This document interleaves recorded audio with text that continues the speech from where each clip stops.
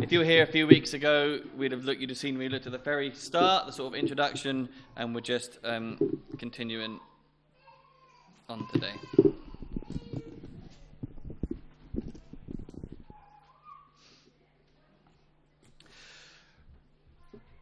I think even this week, I got asked a question which we quite often get asked when we have visitors at the church. You guys keep talking about Jesus and Christianity. That's because you're English. That's the religion of this country. What's different between that religion and lots of other religions in the world? Or your particular church, why is that different to other denominations? What sort of answers could you give to that question? If someone says, why your teaching? What's different about your teaching? Anyone, what answers can we give? Jesus? Jesus on the mountain.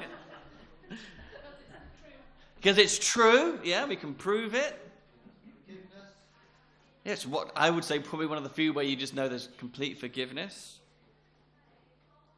Yeah. We can see, yeah, and I think that's getting on to what I think we're going to be thinking about today, like the living God, that you can see a difference. Okay, now we've got a lovely bite. Do you want to say something, Tom? You look like you want to. Well, I was just going to say that the classic line is that every other religion is man's attempt to reach God. Yeah. Christianity is God reaching down to man, and that's a big difference. Yeah, yes, yeah. I like all those answers, all of them together. No one did a wrong answer today. It was all brilliant. But there's a particular focus, I think, that we're looking at today, which Jesus himself, when he gives an answer about why you'd believe a particular person's teaching, and he says you need to look for fruit from it, from that teaching. Not apples, not bananas, but if the teaching is like the seed which goes in, the fruit is like the actions that come out in the life. Let me just read a small quote from Jesus. He says this in Matthew chapter 7. This is what he says. Beware of false prophets. Okay, these are people who are teaching. Beware of them, who come to you disguised as harmless sheep, but are really vicious wolves. They're presenting themselves as teaching something good for you, harmless, but actually they are wolves. And you say, Jesus, how are we going to know? You tell us to beware. And he says, you can identify them by their fruit. That is by the way they act. And I think it's really important for us as we start looking at what Paul's saying here, is because there are lots of ideas, like even in Penn Hill, we do meet people and you can ask, what do you believe? Why do you live your life? What do you live your life by? Just a higher power that's a bit different? Nothing, there's just a material world, it's just what we can see in front of us. Maybe some sort of Eastern religions influencing you, maybe even pagan influences. All those things, you just ask the question, what fruit is it bringing to the people's lives? What fruit is it bringing to the world? And now, if you remember, we looked a few weeks ago about what Paul was saying. He's writing, this is Paul, one of the messengers of Jesus. He's writing to basically a man called Titus, who's helping out some churches in a place called Crete. And he is saying, get the truth right, because everything else is going to flow out of that. Do you remember that? He said, you've got the responsibility to steward. Do you remember that word? Steward, take care of the truth. I gave you the truth, Titus. Guard it. Yep. Now, I'm aware we've had a lovely time this morning. I really enjoyed the beginning part this morning. And so what I don't want to do is keep us too long. I think what I'm going to do is, at some of the bits we're going to be looking at this morning, they might feel like we're rushing through, but I'm hoping we can maybe give a bit of space at home groups. If you want to go into a bit more detail, I might step over some of the detail just to make sure that we get the main points for this morning, and then at home groups, you can hassle your home group leaders with it. Yep. So, I'm going to do the reading, and I'm actually so we're going to read down. You can look down. We're going to go from verse 5. I'm going to go down, and then actually, as we look at the passage, we're going to go backwards up it. You might say, "Yep, David, you're always backwards." But actually, you'll see that Paul basically writes in a certain way, and we're going to look at what he does backwards. He talks about the problem, and then we're going to look at the solution, and then how to apply it to ourselves. Does that sound okay? Yep. So I'm going to do the reading from verse 5. So if you're in this Bible here, we've got chapter 1, and then we're going down to the little 5. It's just at the corner. Let me just read.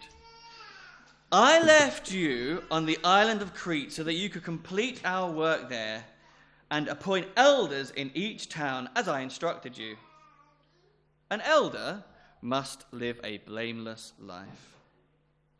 He must be faithful to his wife, and his children must be believers who don't have a reputation for being wild and rebellious. A church leader is a manager of God's household, so he must live a blameless life. He must not be arrogant or quick-tempered. He must not be a heavy drinker, violent, or dishonest with money. Rather, he must enjoy having guests in his home, and he must love what is good. He must live wisely and be just. He must live a devout and disciplined life.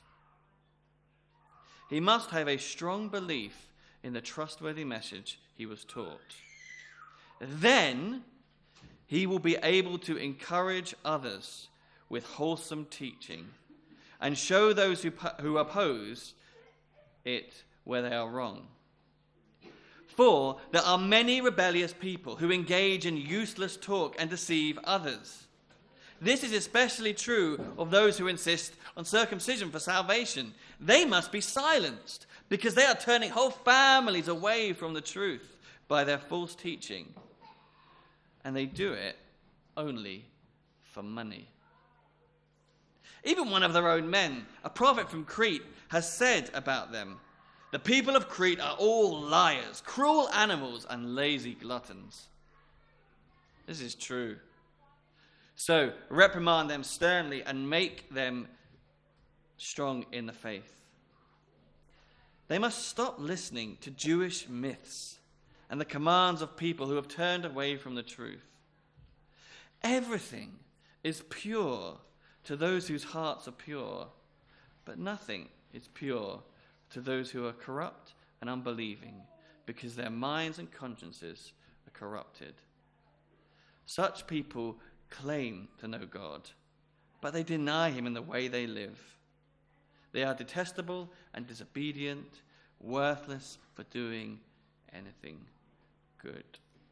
I'll finish the reading there. So do you see what Paul is saying? He says, hey, Titus, you're in this region. It's called Crete. Crete seems like a really sketchy place. There's all sorts of nonsense going on. So, but elders or overseers in the churches to help guard what these people are teaching and able to sort of correct it. And these elders have got to have a certain reputation in their lives, because these people who are teaching all sorts of nonsense have all sorts of bad fruit in their lives. So, do you see that? That's how he does it. He almost starts with the problem, with the solution, and then moves on to the problem. And just for us today, I'm going to sort of flip that for the structure. Okay, what time have we got? Let's go. We've got time. We're fine. You're good. You're comfortable, yeah? We'll go. Two problems. First problem is the culture of Crete.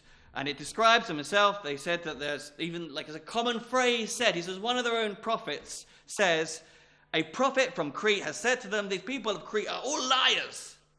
They're cruel animals and lazy gluttons. Now, I don't know if, have you ever been to Crete? Anyone here on holiday been to Crete? No, unfortunately not. Well, do you want to go there? I don't know. I mean, you'd hope that their reputation has grown, but at least at the time, this is like a genuine quote. You can look outside the Bible. This is a phrase that was said about Crete, two possible sources of it. And the main point Paul is saying is, this place here, they even know it themselves. They've got a bad reputation. That's the first problem you've got. And the funny thing is, he says, they're all liars. One of them said this thing, and he goes, that very thing's true. So he's saying, well, at least there's one thing they've said is true. But Paul is particularly saying that's a problem for this church, because you've got to stand out in that culture. This area has got a reputation as being bad in Crete. And he says, then for your church has got to be distinct and different. Okay? So that's the first problem you've got. You've got to stand out and not be influenced by that culture. You can think about, like, the area we're in.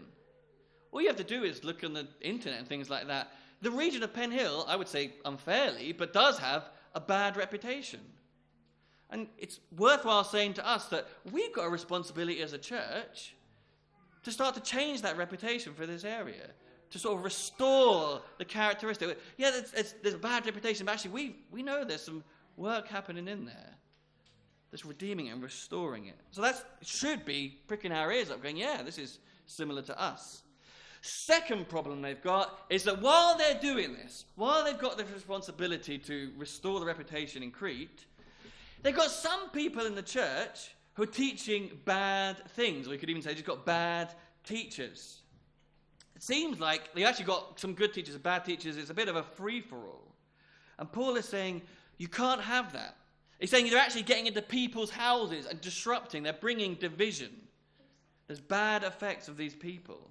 Bit of a free-for-all. And he says, your church in Crete has such a vital role. Your church can bring transformation by teaching the truth. And therefore by living the truth out. And therefore by getting that reputation. Don't risk it by having people teach all sorts of nonsense that leads to bad fruit that just adds to the bad reputation. Does that make sense? Yep? Yeah. Okay. What were these people teaching? It doesn't explicitly say what the things they were teaching, and I think that's important. Like sometimes we can talk about bad teaching, and you don't want to. It's a bit like when we came here on Tuesday, and we were talking about the occult and paganism and stuff. You don't want to fill your head too much with bad teaching. You want to know good teaching so that you can see bad teaching. But it's important what Paul says here, is because he didn't say a whole bunch of like atheists have come in and said God isn't real or anything. It seems like some people have come in with really religious language. He describes it as sort of Jewish myths and things like that. And the idea is that, you live this way, you can listen to these Jewish myths and all these things, and then you should restrict your life a bit. And it looks quite nice and religious, doesn't it? But Paul says, this is awful. This is no good. This is not what we've been teaching you. We've been teaching you that yes, you've got a problem with sin, but Jesus comes in and makes you pure. And therefore, if you're pure, all things are pure to you. Don't start importing weird religion in. It might sound good. And I think in Crete, these people, they sounded good. They weren't there saying, God's awful, don't believe in God. They were saying, believe in God, but to do it, you need to have certain restrictions in your life to make yourself pure. And I think that's important, as we're trying to discern, what are we on guard about? Sometimes you're on guard against very religious-sounding words. Paul says, this needs to be stopped. You need to have people who are armed to point it out, because it's subtle. You wouldn't pick it up straight away. If someone comes in here and starts talking about Jewish myths and things like that, all these old traditions from the Old Testament, you might go, should we give it? They sound like they know what they're talking about. That sounds quite impressive. Paul says, this is nonsense. You need to guard. You need people who are equipped to debate and discern them, or even silence them, it says. So, where do you find these people? And this is where he comes on to the solution. So if that's the problem, you've got this bad context, and you've got some sketchy teaching in that bad context, which is working against the goal of the church, you need people who can engage in that. You need to have characters that can build a better reputation. Now, you might have seen some of the words here that are used. Elder, overseer. And you say, you still go, I've heard some of these categories before. I think I sometimes have it, Tom, you might have it as well, that when people come to the church sometimes, it even happened this week, I think, when they went, you're the vicar? Because vicars are in really old buildings, aren't they? Really echoey old. But no, you're the priest? No, because priests, they wear dresses, things like that. And we also go, what are the different titles and roles? And it does get a bit confusing. This is helpful. Because what Paul's saying here is, we shouldn't be making it too complex. We shouldn't be building big, hierarchy structures. Think of it as what the responsibilities are. And he uses these phrases here, depending on, you've got different translations, but you might have elder or overseer. Normally we don't need to do this, but I am going to say, in the original language, there's two different words used in this passage. Presbytos and episkopos. Ooh. That's helpful, because actually presbytos is a particular word which was very Jewishy. So that would have been, in that culture there, you'd have had synagogues, and you had certain people in those synagogues, and some of them would have been called the presbytos. And that's important because they were basically community figures who had a particular role in that community. Quite often you'd go to them for counseling, for teaching and things like that to help with this discerning process. And Paul says, yeah, those types of people, you need to recognize some of them in your church. And then the other word he uses, episkopos. This is important as well because this is like, it's more of a Greek word. So you'd have found it more in like non-church, secular culture. And that was actually more of a task. So the previous one was a role. This is more like a task of someone who's just got a responsibility to do something. And so he's saying, you need to identify people in your church to have this role and this responsibility, these tasks. And so people use lots of different words. Keep it simple here. Use the word overseer maybe. Elder works as well.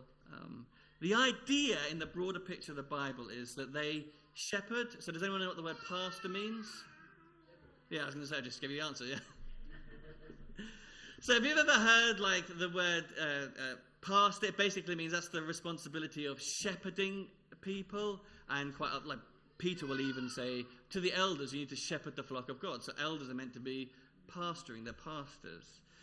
And I would say, if you do look through the church's history, people have got very confused with all this. People make this a very extravagant thing sometimes. Don't misinterpret what this role is, okay? You're taking care, taking responsibility of the people in the church. Paul says, the Apostle Paul, he speaks to some elders in Ephesus in Acts 20, and he says, you need to shepherd the flock of God. Why? Because like Jesus says, he says, because wolves are going to come in, and it's going to be your job to guard the sheep. You got a shepherd, wolf comes into the field, or whatever it is. The shepherd's the one who has to get rid of the wolf. That's what you're meant to be doing. Jesus looks at John, John the Apostle, and he says, if you love me, feed my sheep. Again, a shepherd goes, oh, you're in a field that's full of rubbish grass, it's all dry and dead. I'm going to take you to a field where you get nice green grass. It's going to be good and healthy for you. And that's basically what these roles and responsibilities are meant to be doing. It's very sad that I think people look at this and go, oh, I like the idea of that because it makes me feel important. It makes me feel really special. I get to stand at the front for a longer period of time than other people sometimes. Ooh, aren't I important and special? And it needs to be guarded against because it can attract people who just want to feel self-important. And the church needs to guard against that. If you look in movies, culture, quite often the minister is a bit of a creep in popular culture because it can attract people who want that. And Paul's saying that's not what you want to be looking for.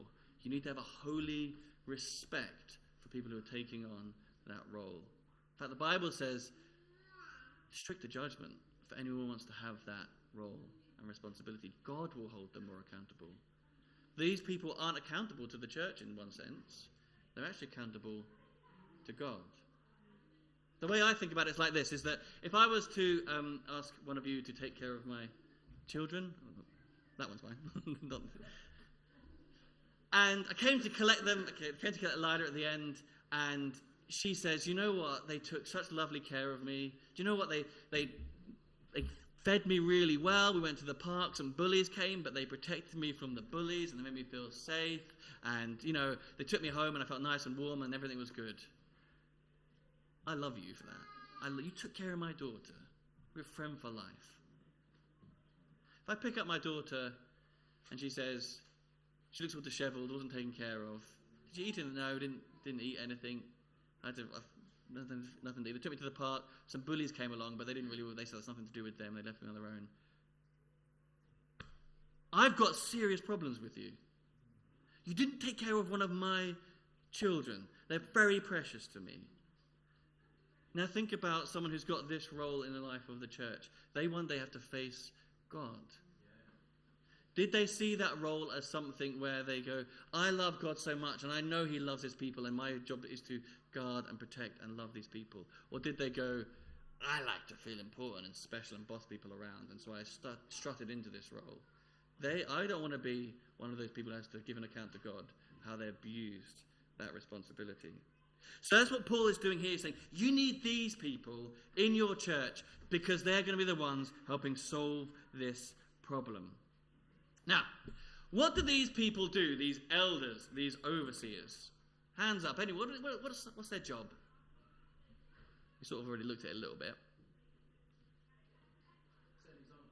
Set an example. Yeah. Through some of the fruit. Yeah.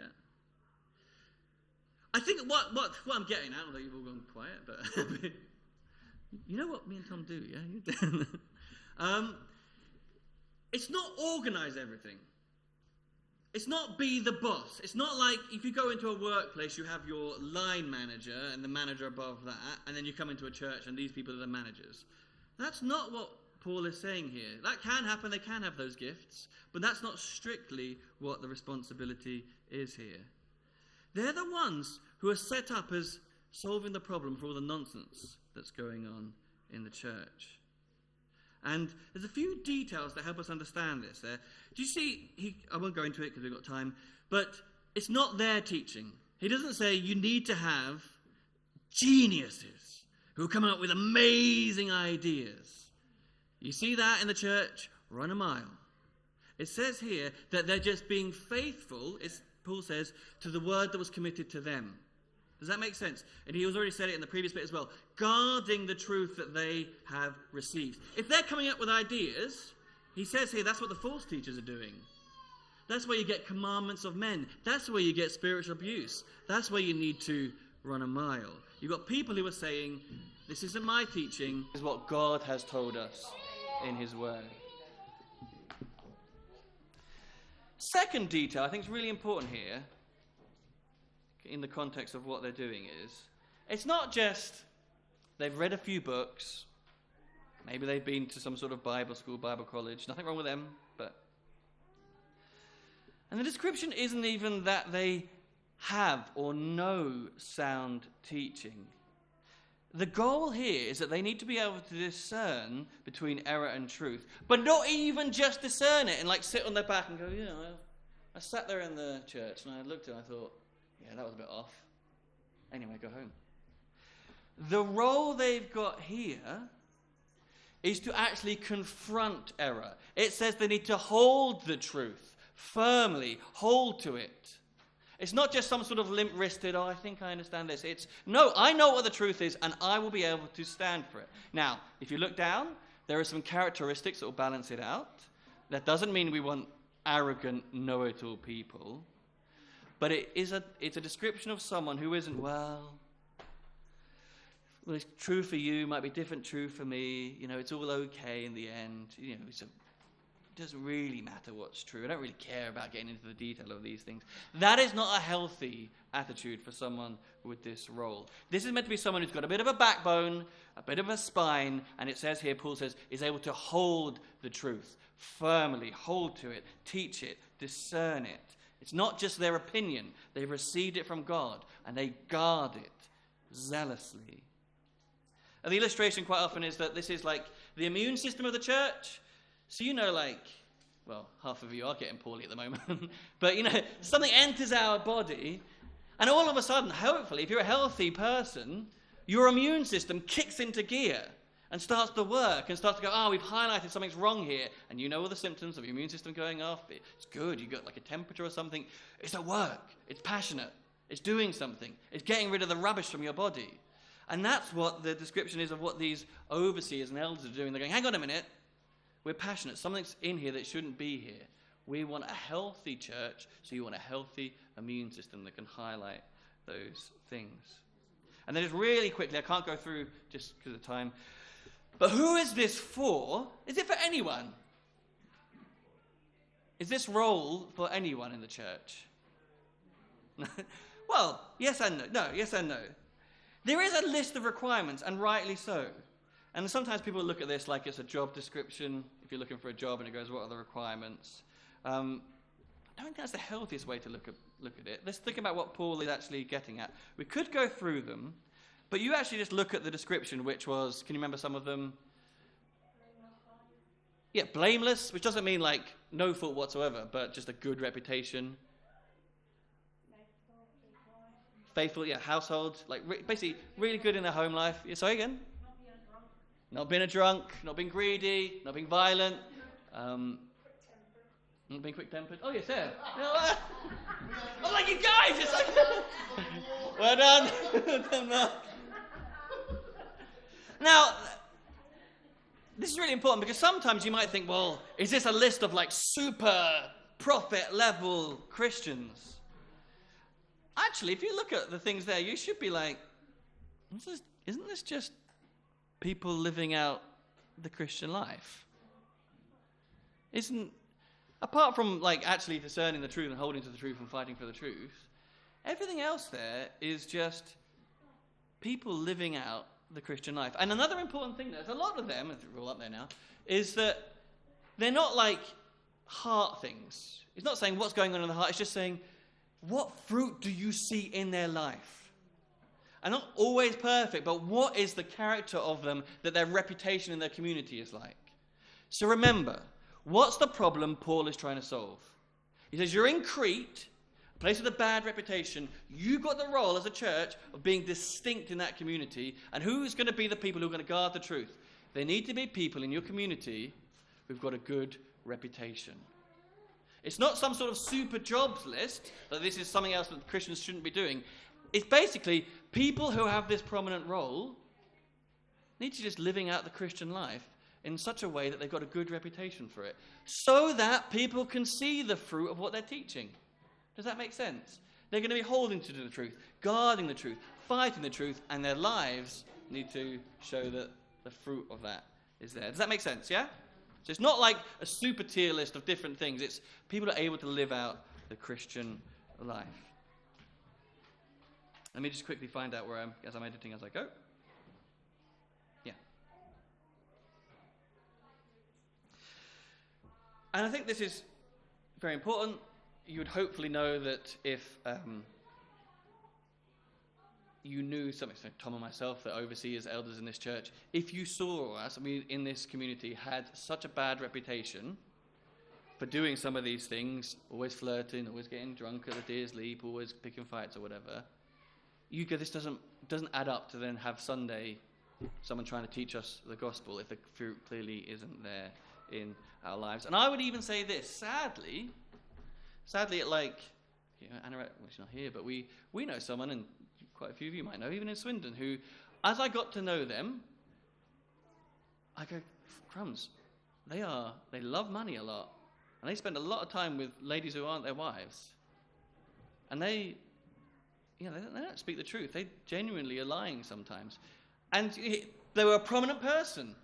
They had very strong character to be like a Christian leader and influencer. And my friend said, I might make an elder in the church. And I was like, but I can see these things. I can see and sadly, like, not being funny, you could Google this person's name and you could see the fruit actually all completely collapsed. It was the small things. You've got to look for the small things. Jesus said, you're faithful with small, I'll make you responsible with greater things. And even when these small things are there, this is not a light issue. I would even say this, that even this year, there are in Swindon at least 2 ministers who have sadly stepped down, voluntarily said, I failed in this area, my reputation has now slipped, and I don't want to bring any issue to the gospel and the reputation of the church, and so they've stepped away. This is a real thing, and that shouldn't be seen as, like this week the prince was stripped of his titles, and it's an act of disgrace. This is actually something people should do when they respect the word of God and the holiness of his church. It's not a cancel culture thing. This is a healthy love for the reputation of the church thing. A quick side note, which may be a bigger note, which we can discuss at home groups or something, is as you go through it as well, you'll notice it's very clearly a description of a man. He definitely says about a man of one wife and things like that, and it's always using the masculine he. Now, is Paul, as he's writing this, a misogynist? Does he think that males are the best, women are just great rubbish, put them at the back? Is that what Paul thinks if you read more widely about this messenger Paul? Is that what he's like? Do we know that about Paul? We know what he writes? No? So you can see Paul, he will write elsewhere in the New Testament about how much he depends on the ministry of women and he respects the ministry of women. But so why here is he just talking about men in this role? A way to think about it is, it's not to do with like gender politics and things like that. It's more of a theological thing. If you were to cast your mind back to the Garden of Eden, what went wrong there? People often, they say Eve was deceived. But actually, when God comes to the garden, he says, Adam, I put you in charge here. I put you with the responsibility to guard this place. You were the immune system. You were the shepherd. And you dropped the ball, Adam. And it's almost like Paul now in the New Testament saying, we need to take that, and he says this in Timothy as well, and flip it. We need to make sure that where it went wrong before, now the church is modeling how it should go correct. Where the man failed now the man's meant to be guarding the church. Not because he's better, not because women are silly. He's just saying it's a theological reason about why this is a role given to men. So, just going to really briefly just come on to 2, 3, 4 points of application. 4 points of application. We're doing okay. It's okay, it's important. Yeah. Sorry. Very important. This is important for the church. Yeah, okay. I'd like to just firstly invite you to think about this more broadly. What Paul is saying. I don't know where you are spiritually. Maybe you've just sort of been invited along to church. Maybe you're still thinking about Jesus and the gospel and things like that. You're wondering, other people are following Jesus, and you're thinking, maybe I will. And I would say, Paul would say this to you. Well, if you're weighing up the teaching, look at the fruit. Paul is saying you should be able to judge this teaching based on the fruit it has in people's lives. Obviously, you know Christians if you've been invited here. And I'm going to say something quite challenging. Look at their lives. Look at their lives. And I'm not going to say, look how perfect they are. No. Because you're sitting there saying, stop saying that. They will fail. Sorry, I'm not speaking that over you to just say I want you to fail. But the reality is, the Christian life isn't a life of perfection. But I invite you, watch how they fail. Watch how God works with them. There are systems and teachings in this world which say when you failed, the spiral gets worse and worse and worse. It leads to worse things. This teaching of Jesus dying on the cross for your sins, rising again to give you new life, breaking that chain, providing that forgiveness for you, should produce in the life a path back to restoration. Good fruit of breaking that cycle, not going in a deeper cycle. Watch for that in their lives. Judge this teaching based on the fruit you see in people's lives. So that's the first thing. We want to work out, and I think we said at the beginning, how do we know it's true? It's true historically. It's true because of all the ways that it's worked, God has worked in our lives. And also just look for the fruit of it in people's lives. Second thing, we need to discern, like Paul is saying here, what our inputs are. Now this one's a little bit controversial. You may have said, half of what you said is controversial, David, but this one's a little bit controversial as well. We want to discern who these teachers are. How do you discern where you get your teaching from? We've already said it about 10 times. What are we looking for? The fruit of their life. Now, beware of getting teaching from the internet. Why? Can you... Because you don't know who the person is, you can't see the Christian. Jesus looks at you and says, you need to guard. And we say, okay, Jesus, I'm going to guard. I'm going to be discerning. How do you want me to discern, Jesus? Well, you're going to look at the person's life and look, does the life match up to it? Now we go, but Jesus, I've loved this teacher for so many years. I've had their tapes, their CDs, their YouTubes, their TikToks, whatever it is. How can I see the fruit of their life?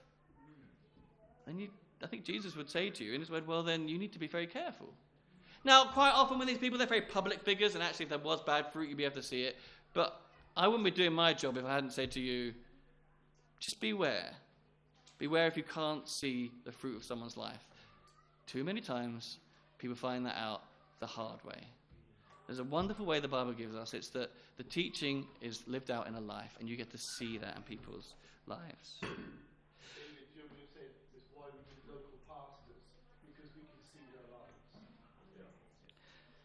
Thank you. Yeah. Second thing, and I'm going to finish in a second, is how to discern. Just look here at what Paul says. these people are coming in and they're teaching stuff that sounds very spiritual. They've come in with Jewish myths and fables. They've come in with things that say, why don't you be more strict in your life, and things like that sound religious. That's actually sometimes quite hard to discern. And I think just a little flag to come up. If someone teaches you something, and you look at your Bible and you go, wow, how did they get that? Where did they get that from? Is that in the back or something, right? Red flag. Red flag. I'm not being funny. The bits of the Bible we do understand are hard enough to live out. You want to have big question marks over someone that's found new stuff in there that you've never heard before. We are meant to be receiving the truth and stewarding and giving it out, not coming up with new stuff. When you've managed to just live out the basics, and I haven't yet, when we've managed to do that, maybe then you want to go and look at some more complex stuff. But that's not what we're talking about. So, second way to discern. First is look for the fruit in people's lives. Second is make sure it's not too complex. I like this. Might be a phrase that I live by, which is they muddy the water to make it seem deep. If someone's making it sound quite otherworldly and complex, and they're rubbing a stick in a pond, and you go, oh, maybe it's deep. It ain't deep. It's just muddy. Okay. And then the final one, and I'm just going to close with this, and I am closing now. I'd like for us to be a church that prays for elders. We need this in our church. Rebecca made a very good point earlier. We don't want to be praying in people for these roles. We want to be praying that God would raise people up for these roles. I think most of you know that throughout the last year or so, I've been speaking to most of you and just saying, this is a need for our church. And I've been asking you to pray about it, to be looking for where you identify people who have these responsibilities already and have these gifts, and to maybe share them with Tom and myself. And I'm going to say, I was going to preach Titus before I knew that, maybe the Lord was leading Tom on. It's even more vital to pray about it now, isn't it? And so, actually, maybe what I can do is, I know it's a bit longer, just close by maybe asking you to commit to praying for this. That the God will raise people up and give us discernment. That this isn't, it can be like a popularity contest. It can be like, oh, this is someone we like, or this is like something we do in the workplace. No, we're not that kind of church. We want to stop, don't make any decisions without a strong conviction that God is leading us. That the living Savior Jesus says, I'm in charge of your church, and I will identify this for you. So what I'd like to ask you to do as a church is to say, you are going to pray for this. When they look for deacons in Acts, it says, find some people from among you. Show them. And I'm saying, church, pray for this. As you feel moved in this area, speak to myself, maybe Tom, if it's about who you'd like to identify for this, and we can continue praying. But that's just how I'd like to close. But thank you so much. I know we ran through that part of the Bible, and the home group leaders will pick that up on Tuesday. So Tim, would you mind praying for elders as we close? So I've actually asked